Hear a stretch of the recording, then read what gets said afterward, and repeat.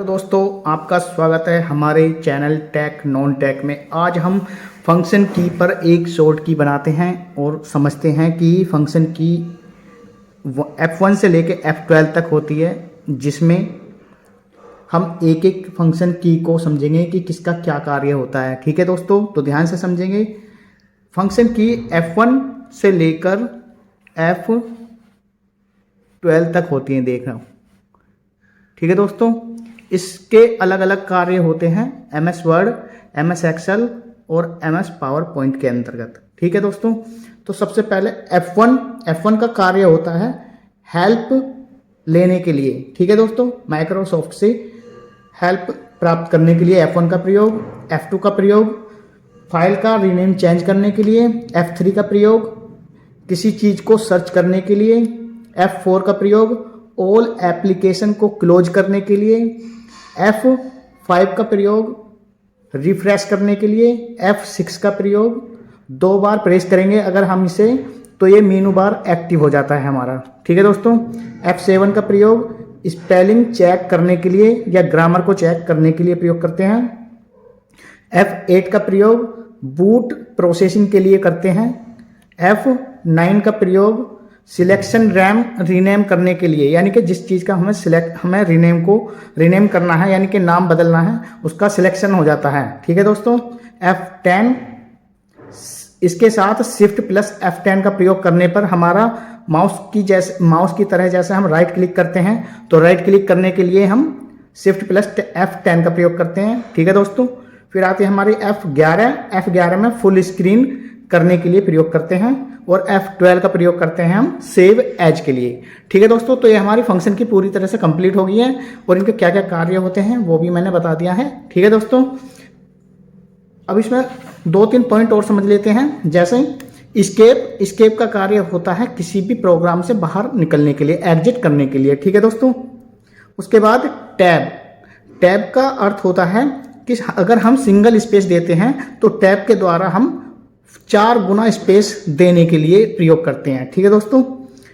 Caps lock किसी भी letter को कैपिटल लेटर में लिखने के लिए प्रयोग करते हैं। ठीक है दोस्तों, उसके बाद अब हम Ctrl+C का प्रयोग कॉपी करने के लिए, Ctrl+X का प्रयोग कट करने के लिए, Ctrl+V का प्रयोग पेस्ट करने के लिए, Ctrl+P का प्रयोग प्रिंट करने के लिए, Ctrl+U का प्रयोग अंडरलाइन करने के लिए, Ctrl+I अपने फॉन्ट को इटैलिक करने के लिए, Ctrl+B किसी अपने फॉन्ट को बोल्ड करने के लिए। ठीक है दोस्तों, Ctrl+D का प्रयोग फॉरवर्ड डायरेक्शन में पूरा शब्द को मिटाने के लिए और Ctrl+A ऑल सिलेक्शन करने के लिए, यानी कि जो भी हमारा डॉक्यूमेंट है उसको पूरा सिलेक्ट करने के लिए Ctrl+A का प्रयोग करेंगे। ठीक है दोस्तों, इसी तरह Alt+F4 से हम अपने कंप्यूटर को स्विच ऑफ कर सकते हैं, शट डाउन कर सकते हैं। ठीक है दोस्तों, इसी तरह से Alt+F8 का प्रयोग हम मैक्रोज की शॉर्ट की होती है जिससे मैक्रो को चलाने के लिए प्रयोग करते हैं। ठीक है दोस्तों, Ctrl+F7 का प्रयोग हम अभी बताया था मैंने, स्पेलिंग चेक करने के लिए प्रयोग करते हैं। ठीक है दोस्तों, इस तरह से ये हमारे कंप्लीट हो चुके हैं। और अब फॉन्ट के बारे में पढ़ लेते हैं। Ctrl+Shift, देखिए Ctrl+Shift के साथ अगर हम ग्रेटर देन दबाते हैं तो हमारे फॉन्टों का साइज इंक्रीज हो जाता है। इसी तरह से अगर हम Ctrl+Shift के साथ लेस देन का प्रयोग करते हैं तो हम अपने फॉन्ट को स्मॉल कर सकते हैं। ठीक है, फॉन्ट का साइज घटा सकते हैं। इसी तरह से Ctrl+Shift के साथ अगर हम ये वाला ब्रैकेट, कैपिटल ब्रैकेट दबाते हैं तो हमारे फॉन्ट का साइज बढ़ जाता है। इसी तरह से दोस्तों Ctrl+Shift के साथ ये कैपिटल ब्रैकेट को अगर हम प्रेस करते हैं तो हमारे फॉन्ट का साइज यानी डिक्रीज हो जाता है। ठीक है दोस्तों, इसी तरह से ये हमारे स्पेशल कैरेक्टर होते हैं, देखिए। ठीक है दोस्तों, ये मैंने पहले भी आपको वीडियो में बता दिया है। स्पेशल कैरेक्टर होते हैं, इनके ऊपर एक के ऊपर ये एक्सक्लेमेशन एक्सक्लेमेशन मार्क होता है, 2 के ऊपर @ 3 के ऊपर हैज, 4 के ऊपर $साइन या फिर रुपी साइन होता है, 5 के ऊपर परसेंटेज, 6 के ऊपर पावर का साइन होता है और 7 के ऊपर एंड, 8 के ऊपर स्टार और 9 के ऊपर स्मॉल ब्रैकेट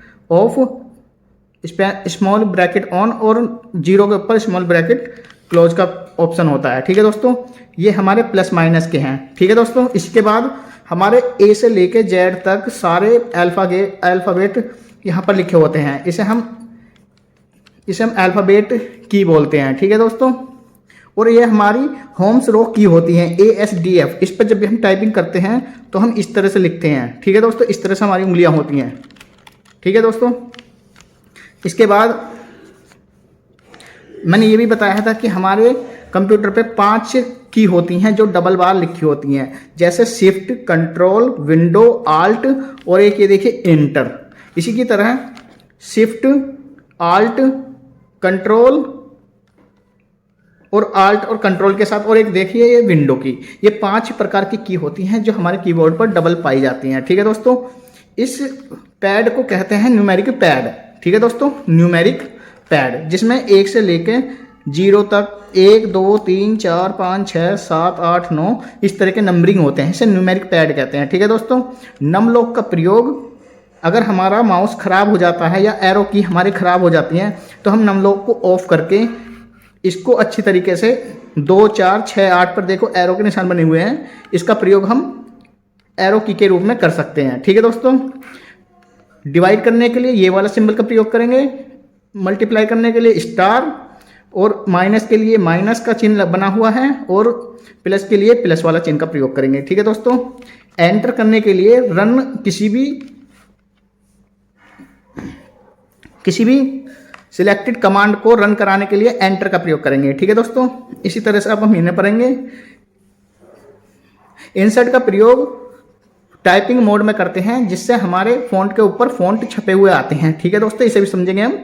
और ये जो है ये एरो की कहलाती हैं। ठीक है दोस्तों, एरो की, और एरो की के साथ जस्ट ये जो है ये भी एरो की कहलाती हैं। ठीक है दोस्तों, होम का मतलब होता है किसी भी पैराग्राफ में ऊपर जाने के लिए, एंड का प्रयोग किसी भी पैराग्राफ में नीचे आने के लिए, पेज अप का प्रयोग किसी पैराग्राफ में नीचे आने के लिए, पेज डाउन का प्रयोग किसी पैराग्राफ के स्टार्टिंग में जाने के लिए। ठीक है दोस्तों, किसी भी चीज़ को अपने प्रोग्राम में किसी भी मूवी या कोई भी चीज़ को हम रोकना चाहते हैं तो हम पॉज का प्रयोग कर सकते हैं स्क्रीन को रोकने के लिए। ठीक है दोस्तों, इधर ये स्क्रॉल लॉक है, अपने हॉरिजॉन्टल और वर्टिकल स्क्रॉल को लॉक करना है तो हम स्क्रॉल लॉक का प्रयोग करेंगे। ठीक है दोस्तों, अगर हमें अपने कंप्यूटर से प्रिंट स्क्रीन यानी कि स्क्रीन शॉट लेना है तो प्रिंट स्क्रीन का प्रयोग करेंगे। ये मैं आपको अच्छी तरीके से पहले बता चुका हूँ। ठीक है दोस्तों, इसी तरह से ये हमारा एक बैक स्पेस का है, ये बैक स्पेस बटन है। बैक स्पेस से का मतलब होता है कि हम बैक साइड में एक एक करके अगर हम लेटर मिटाना चाहते हैं तो बैक स्पेस का प्रयोग करेंगे। ठीक है दोस्तों, इसी तरह से एक हमारा डिलीट होता है। अगर हम फॉरवर्ड डायरेक्शन में एक एक लेटर को मिटाना चाहते हैं तो हम डिलीट ऑप्शन का प्रयोग करेंगे। इसी तरह से अगर हम कंट्रोल के साथ बैक स्पेस दबाते हैं तो पूरा वर्ड एक साथ ही मिट जाता है बैकवर्ड साइड में। ठीक है दोस्तों, इसी तरह से हम कंट्रोल के साथ अगर डिलीट दबाते हैं तो फॉरवर्ड डायरेक्शन में हमारा पूरा वर्ड एक साथ मिट जाता है। ठीक है दोस्तों, इसे ध्यान रखेंगे। और इसके बाद में ये है हमारा ये प्रॉपर्टी, हमें अपने कंप्यूटर की अगर प्रॉपर्टी देखनी है तो हम इसका प्रयोग करेंगे। ठीक है दोस्तों, इसी तरह से अगर हमें विंडो में सर्च करना है या विंडो को देखना है तो हम इसका प्रयोग करेंगे। इसमें सर्च करके हम अपने कोई भी ऑप्शन को विंडो के साथ R दबाएंगे तो हमारा रन ऑप्शन ओपन हो जाता है, जिसमें हम MS Excel, MS Word किसी को भी सर्च करके डायरेक्टली हम खोल सकते हैं। ठीक है दोस्तों, ओपन कर सकते हैं। इसमें अभी शॉर्ट की 2-4 और हैं, हम इन्हें और पढ़ लेते हैं। जैसे कंट्रोल के साथ N का प्रयोग करेंगे तो हमारे न्यू डॉक्यूमेंट ओपन हो जाएगा। कंट्रोल के साथ अगर हम M ओपन करेंगे तो 2 स्लाइडों के बीच एक न्यू स्लाइड ओपन हो जाएगी प्रेजेंटेशन में। ठीक है दोस्तों, अगर हम विंडो के साथ R का प्रयोग करेंगे तो run option, run search bar हमारा रन सर्च ओपन हो जाता है। ठीक है दोस्तों, इसे ध्यान से समझेंगे।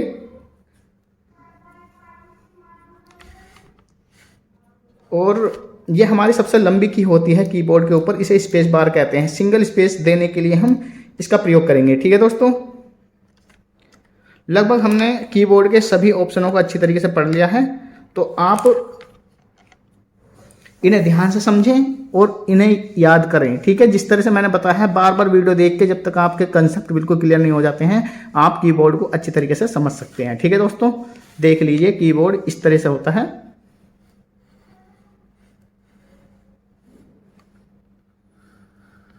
फंक्शन की 1 से लेकर 12 तक होती हैं, जिनका कार्य मैंने फर्स्ट टाइम बता भी दिया। और हमारे चैनल टैक नॉन टैक को आप सब्सक्राइब कीजिए।